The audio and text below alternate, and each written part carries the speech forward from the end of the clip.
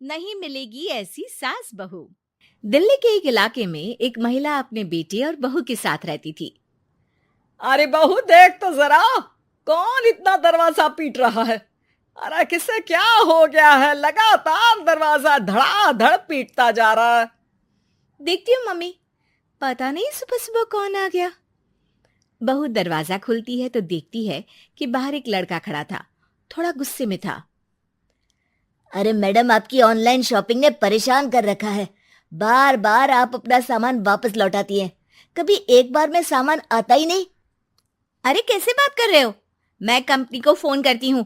तुम्हें नहीं आना तो मत आओ, कोई और आ जाएगा। इसमें गुस्सा होने वाली कौन सी बात है?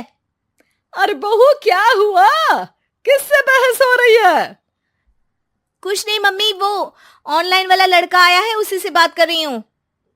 देखो भैया, ये सामान वापस नहीं लेना है तो मत लो, लेकिन हंगामा मत करो। अरे कोई बात नहीं, लाओ आप पैकेट। मेरा तो ये काम ही है, बस थोड़ा गुस्सा आ गया था। बहू अंदर जाती है और पैकेट लेकर बाहर आती है, लेकिन तब तक लड़का वापस जा चुका था। बहू को समझ में नहीं आया कि हुआ क्या। वो अंदर जाती है तो किचन में काम में लग जाती है।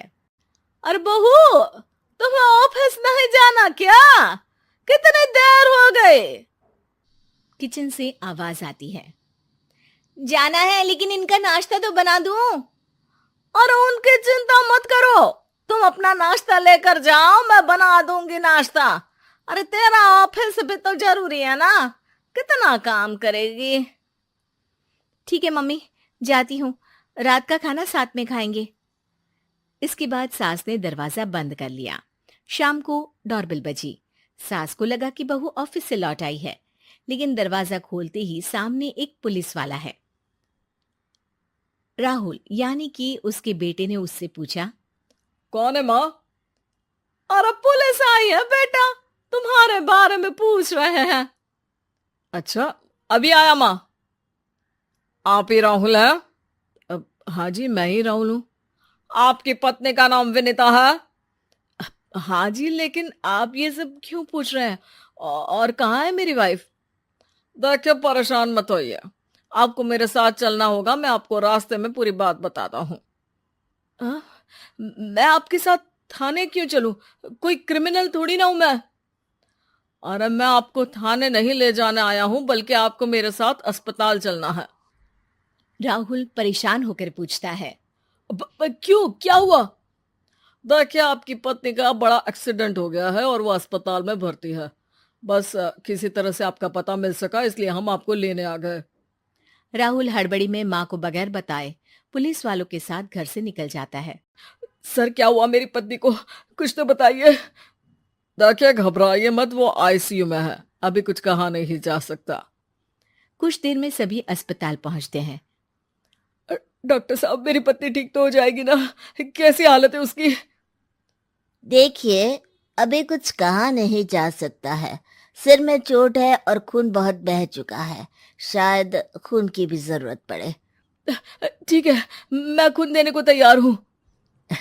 ठीक है मिस्टर, लेकिन हमें सेम ग्रुप का ही खून चाहिए। अगर आपका मैच होगा तभी आपका खून काम आ सकेगा। जी ठीक है डॉक्टर साहब।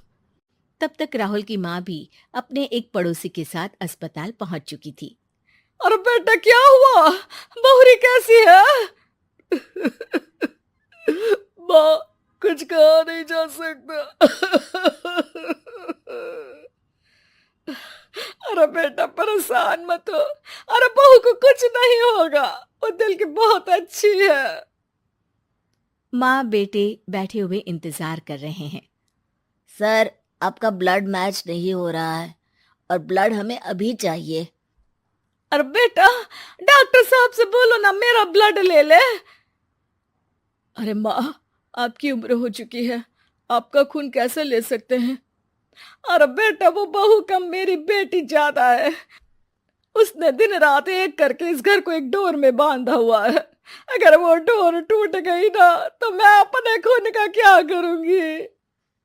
राहुल की आंख में भी आंसू आ जाते हैं। ठीक है डॉक्टर साहब, माँ का भी ब्लड टेस्ट कर लीजिए।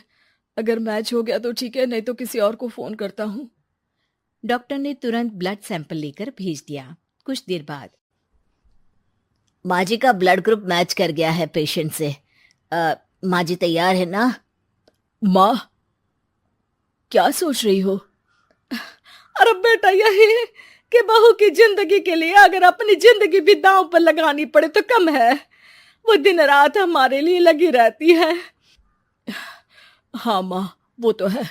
डॉक्टर साहब, माँ रेडी है, आप ब्लड ले लीजिए। बहू की जान बच गई और उसकी घर वापसी हो गई और एक नई शुरुआत भी। अरे विनीता, नाश्ता तैयार हो गया? जी हाँ, और मम्मी का भी। पहले मम्मी खा ले, उसके बाद हम खाएंगे। अरे तुम माँ की चमची हो क्या? राहुल, मेरी माँ के जाने के बाद उन्होंने ही मेरा माँ की तरह ख्याल रखा है, और उस रात उन्होंने खून नहीं दिया होता तो शायद आज मैं जिंदा भी नहीं होती। इतना तो माँ के लिए बनता ही है ना।